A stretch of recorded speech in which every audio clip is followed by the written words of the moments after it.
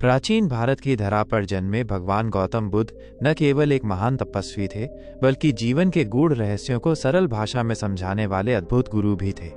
उनके उपदेश, उनके अनुभव और उनकी कहानियां आज भी उतनी ही प्रासंगिक हैं जितनी तब थीं। इन कहानियों में जीवन की सच्चाई, करुणा, अहिंसा और आत्मबोध की गहराई छुपी हुई है। ये कहानियां न केवल हमारे मन को शांत करती हैं, बल्कि हमारे विचारों को भी नई दिशा देती हैं। आइए हम सुनते हैं गौतम बुद्ध द्वारा कही गई 10 ऐसी प्रेरक कहानियां जो आपके जीवन में सकारात्मक परिवर्तन ला सकती हैं। पहली कहानी, कर्म क्या है। बहुत समय पहले एक छोटे से राज्य कपिलवस्तु में एक राजकुमार सिद्धार्थ का जन्म हुआ था, जो बाद में गौतम बुद्ध के रूप में प्रसिद्ध हुए। बुद्ध के जीवन की कहानी कर्म के सिद्धांत को गहराई से समझाने वाली है।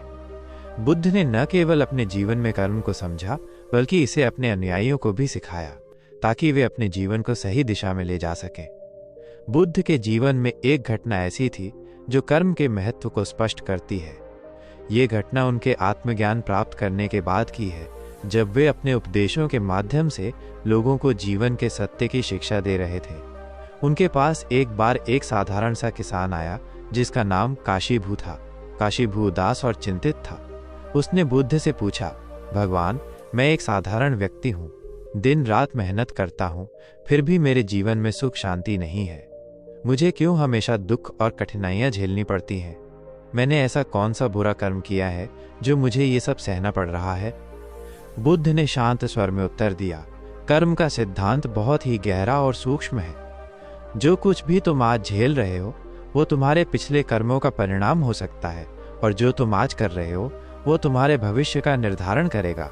कर्म केवल यही नहीं बताता कि तुम्हें किस परिस्थिति का सामना करना है, बल्कि ये भी बताता है कि तुम्हारी प्रतिक्रिया उस परिस्थिति पर क्या होगी। काशीभू ने कुछ न समझते हुए बुद्ध से निवेदन किया, भगवान, क्या आप मुझे इसे किसी सरल तरीके से समझा सकते हैं? मैं कर्म का सिद्धांत पूरी तरह से समझना चाहता हूँ। बुद्ध ने मुस्कुराते हुए कहा, ठीक है, मैं तुम्हें एक कहानी सुनाता हूँ। बहुत समय पहले एक गांव में 2 मित्र रहते थे। एक का नाम अर्जुन था और दूसरे का दीपक। दोनों बहुत अच्छे मित्र थे, लेकिन उनका जीवन जीने का तरीका बहुत अलग था। अर्जुन एक मेहनती और ईमानदार व्यक्ति था, जबकि दीपक आलसी और स्वार्थी था। अर्जुन हर दिन कठिन परिश्रम करता था और अपने जीवन में अनुशासन और सदाचार को प्राथमिकता देता था। वहीं दीपक हमेशा शॉर्टकट ढूंढता रहता था और दूसरों का शोषण कर अपना काम निकलवाने की कोशिश करता था। एक दिन गांव के संत ने घोषणा की कि पहाड़ी के ऊपर एक बहुत ही मूल्यवान खजाना छिपा हुआ है, और जो कोई भी वहां तक पहुंच जाएगा उसे ये खजाना मिलेगा।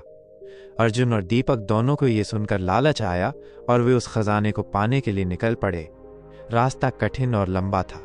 अर्जुन ने धैर्यपूर्वक रास्ते की सभी बाधाओं का सामना किया, क्योंकि वो जानता था कि कड़ी मेहनत से ही वो खजाने तक पहुंच पाएगा। वो धीरे धीरे हर चुनौती का सामना करता गया, लेकिन उसने हार नहीं मानी। दूसरी ओर दीपक ने जल्दी जल्दी और बिना सोचे समझे रास्ता तय करने की कोशिश की। वो हर बार एक शॉर्टकट ढूंढता, लेकिन उसके शॉर्टकट उसे भटकाते गए। उसने सोचा कि किसी तरह से वो अर्जुन से पहले खजाने तक पहुंच जाएगा, लेकिन हर बार वो और भी कठिनाई में पड़ता चला गया। अर्जुन ने अपनी मेहनत और संयम से पहाड़ी की चोटी तक पहुंचकर खजाना पा लिया। जब दीपक पहुंचा तो बहुत देर हो चुकी थी। खजाना अर्जुन को मिल चुका था। दीपक ने अपने आलस्य और शॉर्टकट ढूंढने के कारण वो अवसर गंवा दिया, जबकि अर्जुन ने अपनी ईमानदारी और मेहनत से वो पा लिया। इस कहानी का संदेश सीधा था। अर्जुन और दीपक के कर्म ही उनके परिणामों के लिए उत्तरदायी थे। अर्जुन के अच्छे कर्मों ने उसे सफलता दिलाई, जबकि दीपक के बुरे कर्मों ने उसे असफलता के मार्ग पर धकेल दिया। किसान काशीभू ने ये कहानी ध्यान से सुनी और कहा, तो इसका मतलब ये है कि हमारा भविष्य हमारे वर्तमान कर्मों पर निर्भर करता है? बुद्ध ने उत्तर दिया, हाँ बिल्कुल। जैसे एक बीज बोया जाता है, वैसे ही उसके अनुसार फल प्राप्त होता है। यदि तुम अच्छे कर्म करोगे तो तुम्हें अच्छे परिणाम मिलेंगे। यदि तुम बुरे कर्म करोगे तो बुरे परिणाम भोगोगे। यह नियम हर जगह लागू होता है, चाहे वो तुम्हारा व्यक्तिगत जीवन हो या समाज। हर क्रिया का एक परिणाम होता है। काशीभू ने उत्सुकता से पूछा, लेकिन भगवान, कभी कभी ऐसा होता है कि हम अच्छे कर्म करते हैं, फिर भी हमें बुरे परिणाम झेलने पड़ते हैं। ऐसा क्यों होता है? बुद्ध ने उत्तर दिया, ये सही है कि कभी कभी तुम्हें ये लग सकता है कि अच्छे कर्मों का फल तुरंत नहीं मिलता, लेकिन ये मत भूलो कि कर्म का परिणाम हमेशा समय पर निर्भर नहीं करता। कुछ कर्मों का फल तुरंत मिलता है, जबकि कुछ कर्मों का फल भविष्य में मिलता है। तुम्हारे पिछले जन्मों के कर्म भी तुम्हारे वर्तमान पर प्रभाव डाल सकते हैं, इसलिए ये जरूरी नहीं कि हर परिणाम तुम्हारे वर्तमान कर्मों का ही फल हो। बुद्ध ने आगे कहा, कर्म का अर्थ केवल बाहरी क्रियाओं से नहीं है, बल्कि ये तुम्हारे चित्त यानी मन की अवस्था पर भी निर्भर करता है। यदि तुम्हारे मन में अच्छे विचार हैं तो वे तुम्हारे कर्मों को सही दिशा देंगे। यदि तुम्हारे मन में बुरे विचार हैं तो वे तुम्हें गलत मार्ग पर ले जाएंगे। इसलिए कर्म केवल बाहरी कार्य नहीं है, यह तुम्हारे आंतरिक मानसिक स्थिति से भी संचालित होता है। काशीभू को अब समझ में आ गया था कि कर्म केवल बाहरी दुनिया से जुड़ा हुआ नहीं है, बल्कि ये हमारे मन, विचार और इच्छाओं से भी प्रभावित होता है। उन्होंने बुद्ध से कहा, भगवान, मैं अब समझ गया कि मेरा जीवन मेरे कर्मों पर आधारित है। मैं अब अपने कार्यों और विचारों को अच्छे से नियंत्रित करने की कोशिश करूंगा। बुद्ध ने काशीभू को अंत में ये सिखाया, हर व्यक्ति का जीवन उसके कर्मों का प्रतिफल है। तुम अपने वर्तमान कर्मों को सही दिशा में ले जाकर अपने भविष्य को बदल सकते हो। कर्म का सिद्धांत ये बताता है कि कुछ भी निश्चित नहीं है। यदि तुम अभी भी अपने जीवन में परिवर्तन लाना चाहते हो तो अपने कर्मों को सुधारो। बुरे कर्म से कोई भी बुरा नहीं बनता, लेकिन उसे सुधार कर व्यक्ति अच्छा बन सकता है। काशीभू बुद्ध की इस शिक्षा से अत्यंत प्रेरित हुआ और उसने अपने जीवन में अच्छे कर्म करने का प्रण लिया। वो समझ चुका था कि कर्म का सिद्धांत जीवन के हर पहलू को छूता है और हमारे सभी कार्यों का परिणाम एक दिन हमें अवश्य मिलता है। दोस्तों, ये कहानी हमें सिखाती है कि हम अपने जीवन के कर्ता स्वयं हैं। हमारे अच्छे या बुरे कार्य ही हमारे भविष्य का निर्माण करते हैं। बुद्ध की ये कहानी हमें इस बात का गहन बोध कराती है कि कर्म का नियम अटल है और जीवन में सच्ची शांति और संतोष पाने के लिए हमें अपने विचारों और कर्मों को शुद्ध रखना चाहिए। मन पर गौतम बुद्ध की दूसरी कहानी। एक बार महात्मा बुद्ध को एक सभा में प्रवचन देना था। जब समय हुआ तो गौतम बुद्ध सभा में आए, लेकिन बिना कुछ कहे ही वापस लौट गए। उस समय सभा में लगभग 150 लोग उपस्थित थे। बुद्ध के इस व्यवहार से कई लोग असमंजस में पड़ गए। उन्होंने सोचा, महात्मा बुद्ध क्यों कुछ नहीं बोले। दूसरे दिन सभा में लगभग 100 लोग ही पहुंचे। बुद्ध फिर आए, चारों ओर देखा और बिना कुछ कहे वापस चले गए। लोगों की संख्या घटने लगी। तीसरे दिन केवल 60 लोग ही रह गए। बुद्ध ने तीसरे दिन भी कोई शब्द नहीं कहा और फिर लौट गए। चौथे दिन सभा में और भी कम लोग आए। बुद्ध ने फिर मौन धारण किया और वापस चले गए। पांचवें दिन जब केवल 14 लोग उपस्थित रहे, तब महात्मा बुद्ध ने अपनी वाणी खोली। उन्होंने कहा, धर्म और सत्य की राह में धैर्य और समर्पण आवश्यक है। केवल उत्सुकता, तमाशा या बाहरी आकर्षण से धर्म का प्रचार प्रसार संभव नहीं। मुझे केवल धैर्यवान और समर्पित लोग चाहिए जो इस मार्ग पर चलने के लिए तैयार हों। इस प्रकार 5वें दिन से महात्मा बुद्ध ने उन 14 लोगों के साथ धर्म की शिक्षाएं शुरू की। वो लोग उनके सच्चे अनुयायी बने और बुद्ध के संदेशों को आगे बढ़ाया। इस कहानी में गहरी शिक्षा छिपी है। पहला है धैर्य की महत्ता। धैर्य धर्म और सत्य की राह पर सबसे महत्वपूर्ण गुण है। केवल वही लोग बुद्ध के साथ रह सके जिनमें धैर्य और संयम था। तमाशा देखने वाले लोग धीरे धीरे छट गए। दूसरा है समर्पण और निष्ठा। धर्म का मार्ग कठिन है। ये केवल उन्हीं के लिए है जो समर्पण और निष्ठा के साथ उसे अपनाने को तैयार हैं। तीसरा है गुणात्मकता का महत्व। किसी भी उद्देश्य को प्राप्त करने के लिए भीड़ की आवश्यकता नहीं होती, गुणवत्ता अधिक महत्वपूर्ण है। महात्मा बुद्ध ने यह सिद्ध कर दिया कि केवल समझदार और धैर्यवान लोग ही किसी बड़े कार्य को आगे बढ़ा सकते हैं। चौथा है प्रवृत्ति और उत्सुकता। कई लोग केवल उत्सुकता या तमाशा देखने के लिए आते हैं, लेकिन सच्चे अनुयायी वे होते हैं जो ज्ञान प्राप्ति के लिए गंभीर हों। पांचवा है सत्य के लिए स्वीकृति।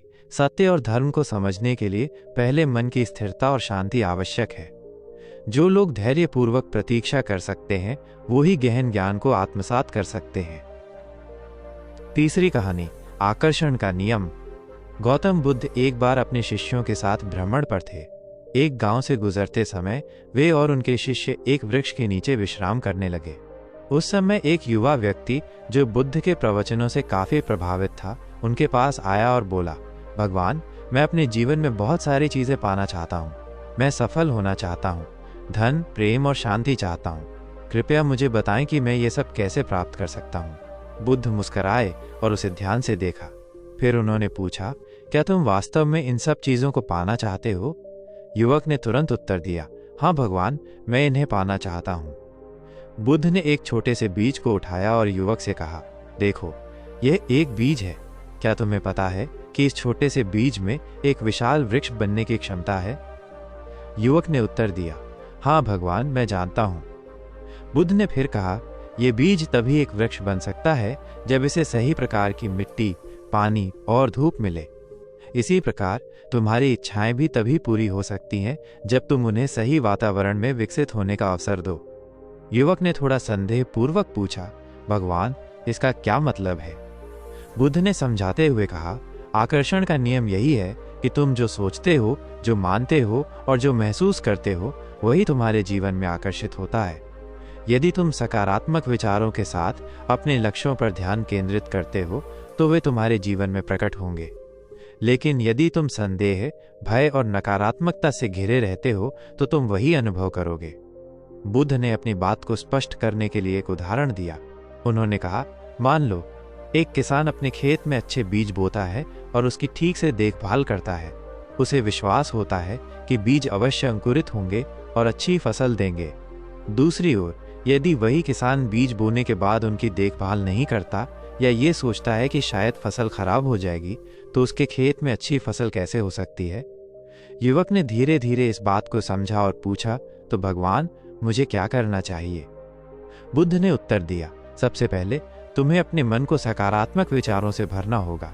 तुम्हें यह विश्वास करना होगा कि तुम्हारी इच्छाएं पूरी होंगी। दूसरा, तुम्हें उन चीज़ों पर ध्यान केंद्रित करना होगा जो तुम्हारे लक्ष्य को पाने में मदद करें।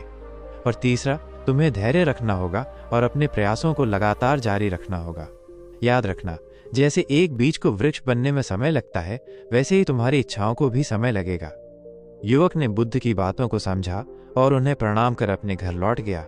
उसने बुद्ध की सलाह के अनुसार अपने जीवन में सकारात्मकता और विश्वास को जगह दी। धीरे धीरे उसने अनुभव किया कि उसकी इच्छाएं पूरी हो रही हैं और उसका जीवन सुखमय हो रहा है। इस कहानी से हमें यह सीखने को मिलता है कि आकर्षण का नियम हमारे विचारों, विश्वासों और भावनाओं पर निर्भर करता है। जो हम सोचते हैं, महसूस करते हैं और मानते हैं, वही हमारे जीवन में आकर्षित होता है। सकारात्मक विचारों और विश्वास के साथ हम अपने जीवन में वे सभी चीजें प्राप्त कर सकते हैं जो हम चाहते हैं। गौतम बुद्ध द्वारा बताई गई चौथी कहानी, असली दुख क्या है? प्राचीन भारत के किसी गांव में एक महिला किस्सा गौतमी अपने पति और पुत्र के साथ रहती थी। उसका जीवन खुशहाल था और उसका पुत्र उसकी आंखों का तारा था। लेकिन एक दिन उसका पुत्र अचानक बीमार हो गया और उसकी मृत्यु हो गई। किस्सा गौतमी का जीवन इस दुखद घटना से पूरी तरह से बदल गया। अपने पुत्र की मृत्यु से किस्सा गौतमी को गहरा सदमा लगा। वो अपने मृत पुत्र के शरीर को उठाए गांव-गांव घूमने लगी। हर किसी से उसके पुत्र को जीवित करने की विनती करती। लोगों ने उसे पागल समझा, पर एक बुजुर्ग ने उसे गौतम बुद्ध के पास जाने की सलाह दी। किस्सा गौतमी बुद्ध के पास पहुंची और उनके चरणों में गिर पड़ी। उसने रोते हुए बुद्ध से अपने पुत्र को जीवित करने की प्रार्थना की। बुद्ध ने उसकी स्थिति को समझते हुए उसे एक उपाय बताया। बुद्ध ने कहा, मैं तुम्हारे पुत्र को जीवित कर दूंगा, लेकिन इसके लिए तुम्हें एक काम करना होगा। तुम इस गांव में जाओ और किसी ऐसे घर से सरसों का बीज लाओ जिसमें कभी किसी की मृत्यु न हुई हो। किस्सा गौतमी इस उपाय से उत्साहित होकर गांव में चल पड़ी। उसने एक एक घर का दरवाजा खटखटाना शुरू किया और हर किसी से सरसों का बीज मांगा। लोग उसे सरसों का बीज देने को तैयार थे, लेकिन जब वो पूछती कि क्या इस घर में कभी किसी की मृत्यु नहीं हुई, तो हर बार उसे यही जवाब मिलता कि किसी न किसी ने अपने परिवार में किसी को खोया है। गांव भर में घूमते हुए किस्सा गौतमी को समझ आया कि दुख और मृत्यु जीवन का अनिवार्य हिस्सा है। हर किसी ने किसी न किसी को खोया है और वो अकेली नहीं है जो इस दुख से गुजर रही है। उसने महसूस किया कि दुख केवल उसके जीवन में नहीं है, बल्कि ये तो सभी के जीवन का हिस्सा है। किस्सा गौतमी वापस बुद्ध के पास आई, खाली हाथ, लेकिन उसके मन में एक नई समझ थी। उसने बुद्ध से कहा, हे प्रभु, मैं समझ गई हूँ। मेरे पुत्र की मृत्यु ने मुझे ये सिखाया कि दुख से कोई भी मुक्त नहीं है। बुद्ध ने मुस्कुराते हुए कहा, तुमने सच्चाई को समझ लिया है। जीवन में दुख अवश्यंभावी है, लेकिन इसे समझना और इससे मुक्ति पाना ही वास्तविक ज्ञान है। बुद्ध ने किसा गौतमी को 4 आर्य सत्य की शिक्षा दी। पहला है दुख। जीवन में दुख अवश्यंभावी है। जन्म, बुढ़ापा, बीमारी और मृत्यु सभी दुख का हिस्सा है। दूसरा है दुख का कारण। दुख का मुख्य कारण तृष्णा यानी इच्छा है। हमारी इच्छाएं और हमारी असंतुष्ट मनोदशा हमें दुखी करती हैं। तीसरा है दुख का निवारण। दुख का निवारण संभव है।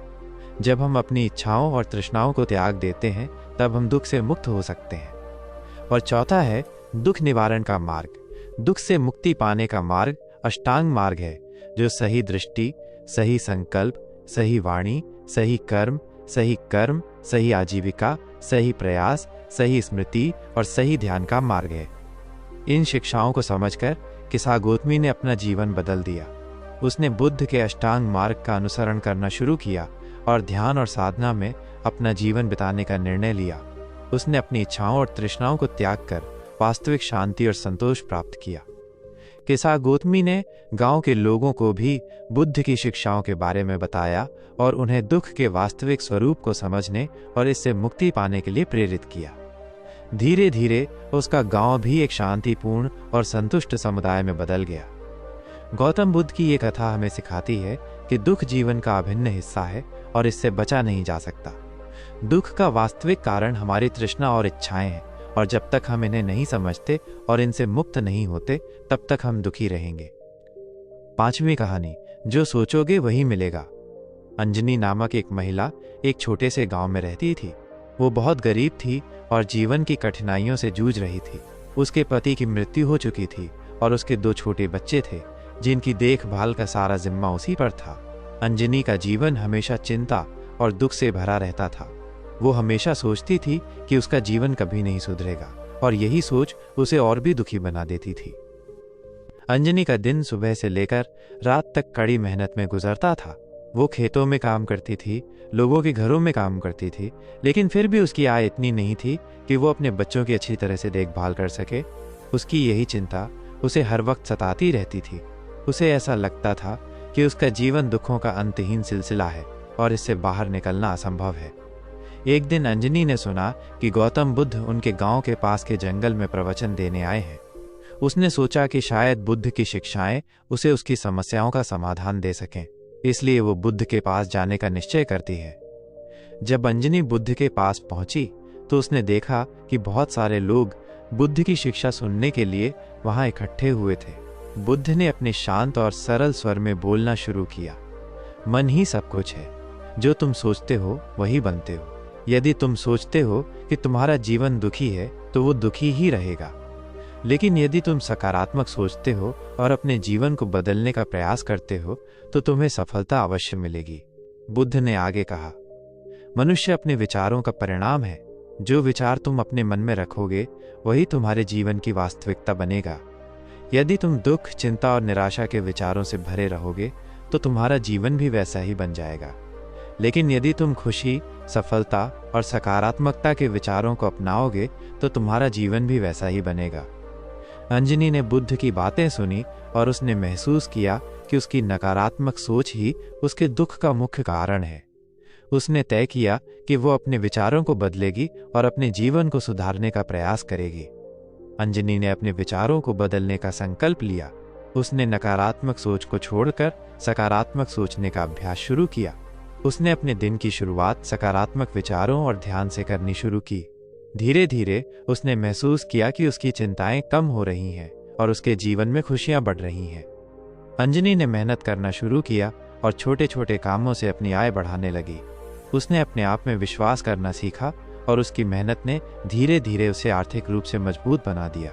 उसने बच्चों की शिक्षा पर ध्यान देना शुरू किया और उनके लिए अच्छे अवसरों की तलाश की। उसने खुद को भी शिक्षित करना शुरू किया। बुद्ध द्वारा कुछ नए कौशल छठी कहानी है जो उसकी आय बढ़ाने में मददगार साबित हुए। एक बार की बात, कुछ समय बाद भ्रमण करते हुए भगवान गौतम बुद्ध कौशाम्बी पहुंचे। उसकी स्थिति में महारानी को गौतम बुद्ध से खुशहाल और संतुष्ट कौशाम्बी आने पर वो उन्हें अपमानित करने के लिए उसके जीवन में सेवकों को भेजने लगे। केवल उसकी सोच रानी के सेवक आया। गौतम बुद्ध के पास अंजनी ने बुद्ध के बुरा भान को अपने जीवन में पूरी तरह से परेशान हो गए और उसका उन्होंने बुद्ध से कहा कि हमें किसी दूसरी जगह के अन्य लोगों को भी इस जगह के लोगों के बारे में परेशान कर और उन्हें भी सकारात्मक सोच बोले और जीवन में बदलाव लाने के लिए प्रेरित किया। तो हम फिर धीरे दूसरी जगह अंजनी का गांव भी खुशहाल होने लगा और वहां भी वैसे ही लोग मिले। सकारात्मक बुद्ध ने फिर से कहा तो फिर कहीं और के लोग नियमित रूप से ऐसा कब चर्चा करते हम जब तक बुद्ध की शिक्षाओं को समस्याएं तो आती रहेंगी। हमें समस्याओं से महसूस किया कि उनके जीवन में जितने भी दुख और कठिनाइयां समाधान के बिना समाधान उनके अपने विचारों और दृष्टिकोण में, इसलिए पलायनवादी सोच को छोड़ दो। यह कथा हमें शिष्य समझ गया कि हमारे विचार और दृष्टि नहीं सुलझने वाले, हमारे जीवन में दूसरी जगह जाने का विचार छोड़ दिया। जो सोचोगे वही मिलेगा। बुद्ध ये बताना चाहते हैं गौतम बुद्ध की समस्या आने पर उसका सामना करे और उसे जड़ से उखाड़ता है कि हम अपने विचारों के गौतम बुद्ध द्वारा बताई गई जीवन को बदल सकते हैं। सफलता कदम चूमेगी। एक बार की बात है, गौतम बुद्ध अपने शिष्यों के साथ भ्रमण कर रहे थे। भ्रमण करते हुए वे एक गांव से गुजरे। शिष्यों को प्यास लगी थी। उन्होंने रास्ते में जाते एक व्यक्ति से पानी मांगा। व्यक्ति ने बताया कि उस गांव में पानी की समस्या है। लोगों को पानी लेने गांव के बाहर जंगल में बहती नदी पर जाना पड़ता है। वो स्वयं भी पानी लेने नदी पर जा रहा है। शिष्य चकित रह गया कि इतने बड़े गांव में पानी का एक भी स्रोत नहीं। तभी उसकी दृष्टि जमीन पर जगह जगह किए गड्ढों पर पड़ी और उसका आश्चर्य बढ़ गया। उसने गौतम बुद्ध से पूछा, इस गांव में जगह जगह गड्ढे क्यों खुदे हुए हैं? गौतम बुद्ध ने उत्तर दिया, शिष्य, इन गड्ढों को गांव वालों द्वारा पानी का स्रोत खोजने के लिए खोदा गया है। कितने दुख की बात है कि इतने गड्ढे खोदने के बाद भी गांव वालों को पानी नहीं मिला। शिष्य दुखी होकर बोला। गौतम बुद्ध शिष्य से बोले, इसमें त्रुटि गांव वालों की ही है। उनकी क्या त्रुटि? उन्होंने इतने श्रम से ढेर सारे गड्ढे तो खोदे, अब पानी न मिल पाना तो उनका दुर्भाग्य है। गौतम बुद्ध बोले, शिष्य, इन गड्ढों को ध्यान से देखो। ये गड्ढे पूरी गहराई तक खोदे ही नहीं गए हैं। गांव वालों ने कुछ दूर तक खुदाई की, किंतु पानी न निकलता देखकर अपना धैर्य खो दिया और इस गड्ढे को छोड़कर दूसरा गड्ढा खोदने लगे। इसी तरह धैर्य खोकर उन्होंने कई गड्ढे खोद डाले। यदि उन्होंने धैर्य रखकर एक ही गड्ढे पर पूरा ध्यान केंद्रित कर खुदाई की होती तो अवश्य पानी निकल आता। एक दिशा में किए गए पूर्ण केंद्रित प्रयास से अनेक छोटे छोटे प्रयासों की तुलना में सफलता प्राप्ति की संभावना कहीं अधिक होती है।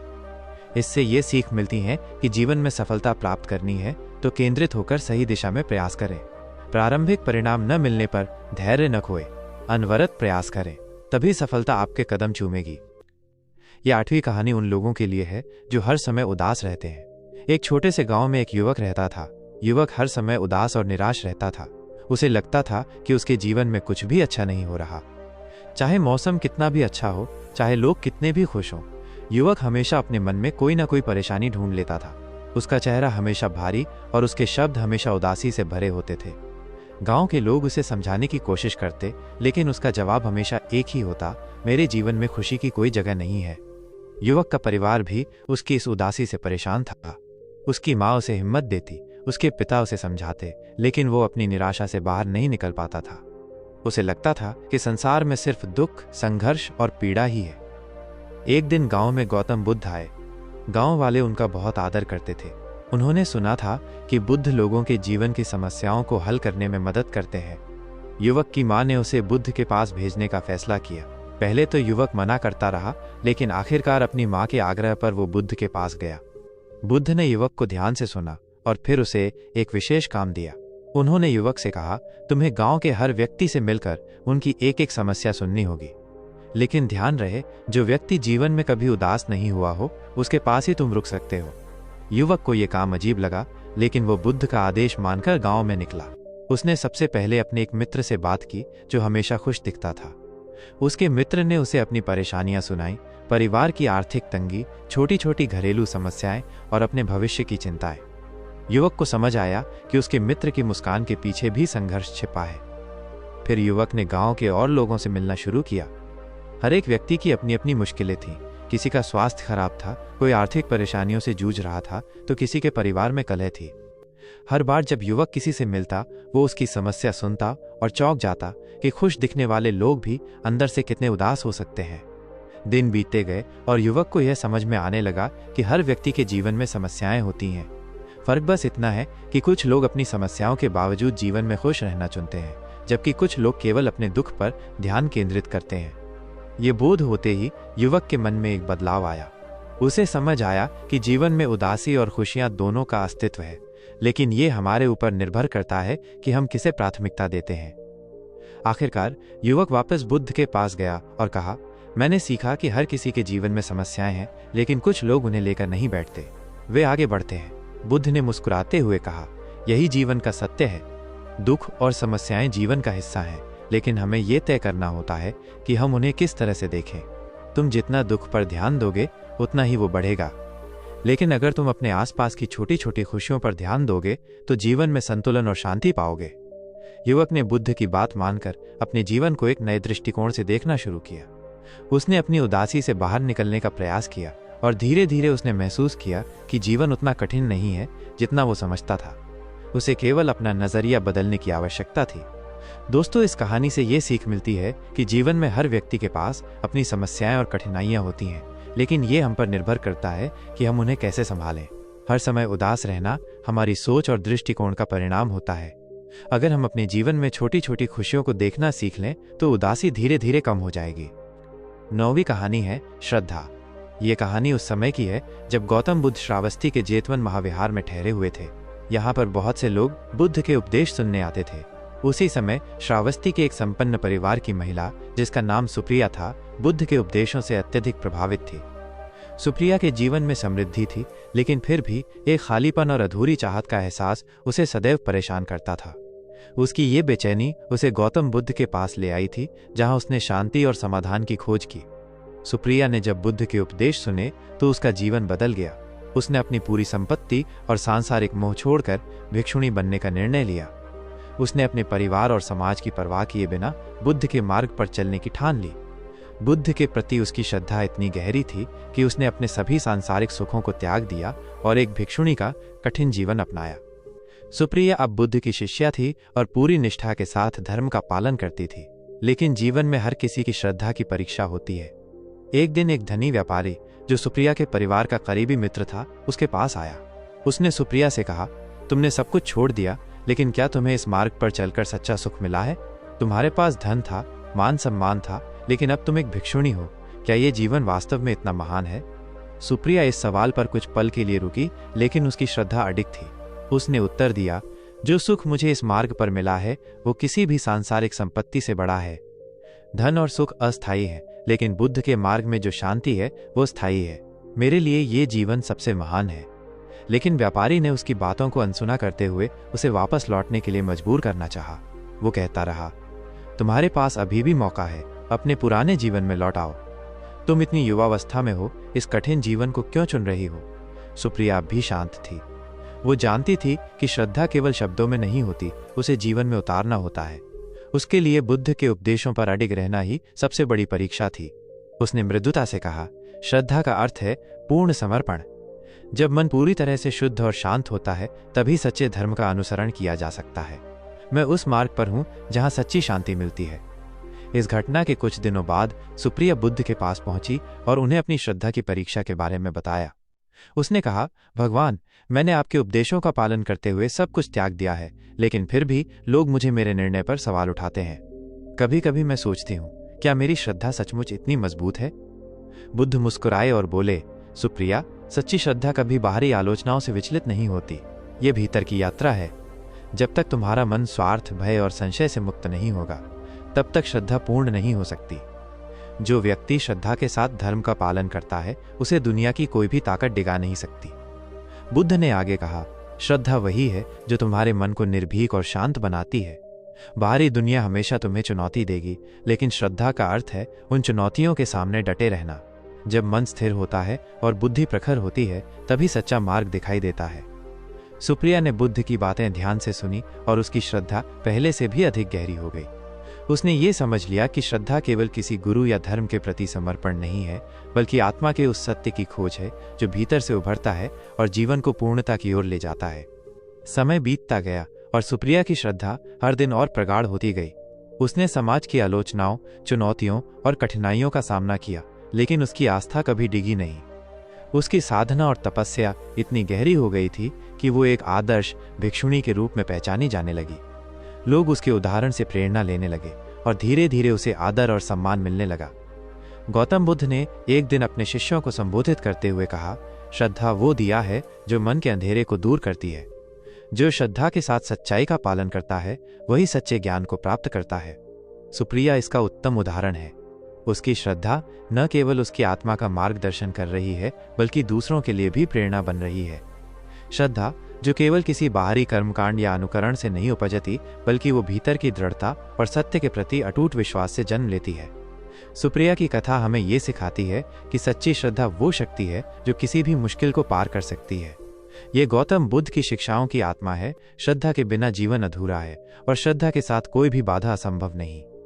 गौतम बुद्ध ने अपने जीवन काल में बार बार ये सिद्ध किया कि श्रद्धा वो नींव है जिस पर सच्ची आत्मिक उन्नति टिकी होती है। गौतम बुद्ध द्वारा बताई गई 10वीं कहानी है अछूत। सुप्रिया का जन्म एक ऐसे परिवार में हुआ था जिसे समाज अछूत मानता था। उनका काम मरे हुए जानवरों की खाल उतारना और शवों का निपटारा करना था। इस काम के कारण उन्हें हमेशा तिरस्कार और अपमान का सामना करना पड़ता था। लोग उन्हें देखकर घृणा करते थे और उनके आसपास भी आने से कतराते थे। सुप्रिया अपने जीवन से बहुत दुखी थे और उन्हें समझ में नहीं आ रहा था कि वे किस अपराध की सजा भुगत रहे हैं। एक दिन जब गौतम बुद्ध अपने शिष्यों के साथ मगध राज्य के एक गांव में आए, तो सुप्रिया ने सुना कि एक महान संत अपने उपदेशों से लोगों का जीवन बदल रहे हैं। उन्होंने भी बुद्ध से मिलने का निर्णय लिया, लेकिन ये जानते हुए कि उन्हें उनकी जाति के कारण प्रवेश नहीं मिलेगा, वे उदास हो गए। फिर भी उनके मन में एक आशा जगी और वे बुद्ध के पास पहुंचे। जब वो बुद्ध के पास पहुंचे तो बुद्ध ने उनसे पूछा, तुम कौन हो और क्या चाहते हो? सुप्रिया ने उत्तर दिया, भगवन, मैं एक अछूत हूँ। मेरा जीवन दुख और अपमान से भरा है। मैं जानना चाहता हूँ कि मैं इस पीड़ा से कैसे मुक्त हो सकता हूँ। बुद्ध ने उन्हें ध्यान से सुना और मुस्कुराते हुए कहा, तुम्हारा जन्म किस जाति में हुआ ये महत्वपूर्ण नहीं है। महत्वपूर्ण यह है कि तुम कैसे जीते हो, क्या सोचते हो और क्या करते हो। सभी मनुष्य समान हैं और प्रत्येक व्यक्ति अपने कर्मों के आधार पर उन्नति या अवनति प्राप्त करता है। यदि तुम सत्य, अहिंसा और करुणा का पालन करते हो तो तुम किसी भी उच्च जाति के व्यक्ति से कम नहीं हो। बुद्ध के ये शब्द सुनकर सुप्रिया के मन में नया आत्मविश्वास और आशा का संचार हुआ। उन्होंने बुद्ध से दीक्षा लेने की इच्छा प्रकट की। बुद्ध ने उन्हें भिक्षु के रूप में स्वीकार किया और उन्हें संघ का सदस्य बना लिया। यह घटना उस समय की सामाजिक व्यवस्था के खिलाफ एक क्रांतिकारी कदम था। बुद्ध ने इस कदम के माध्यम से यह संदेश दिया कि धर्म और आध्यात्मिकता के मार्ग में जाति, वर्ग और जन्म के आधार पर कोई भेदभाव नहीं होना चाहिए। सुप्रिया ने बुद्ध के मार्गदर्शन में कठोर साधना की। वे संघ के अन्य भिक्षुओं की तरह नियमों का पालन करते थे और अपनी साधना में पूरी तरह से लीन रहते थे। बुद्ध ने उन्हें शिक्षा दी कि समस्त प्राणियों के प्रति करुणा और प्रेम का भाव रखना चाहिए और उनके दुख को समझकर उनकी मदद करनी चाहिए। धीरे धीरे सुप्रिया ने अपनी साधना में प्रगति की और अंततः उन्होंने निर्वाण प्राप्त किया। उनकी यह साधना और बुद्ध के प्रति समर्पण ने उन्हें समाज में एक उच्च स्थान दिलाया। गौतम बुद्ध की शिक्षाएं और सुप्रिया की ये कहानी हमें समाज में व्याप्त भेदभाव और असमानता के खिलाफ लड़ने का साहस देती है। यह हमें यह सिखाती है कि अगर हम सच्चे अर्थों में धार्मिक और आध्यात्मिक होना चाहते हैं तो हमें सभी प्रकार के भेदभाव से ऊपर उठकर सभी के प्रति प्रेम और करुणा का भाव रखना होगा। ये थीं गौतम बुद्ध द्वारा कही गई 10 प्रेरक कहानियां जो हमें जीवन की सच्चाई, करुणा, संयम और आत्मज्ञान का मार्ग दिखाती हैं। इन कहानियों से हमें यह सीखने को मिलता है कि भीतर की शांति ही सच्चा सुख है और सही दृष्टिकोण से ही जीवन को बदला जा सकता है। आशा है कि ये कथाएं आपके जीवन में सकारात्मक बदलाव लाएंगी और आपको आत्मबोध की दिशा में प्रेरित करेंगी। बुद्ध के उपदेश सदियों से लोगों का मार्गदर्शन कर रहे हैं और आज भी उतने ही प्रासंगिक हैं। दोस्तों, आगे ऐसी और भी प्रेरक कहानियों के लिए हमारे वीडियो को लाइक और चैनल को भी सब्सक्राइब करें।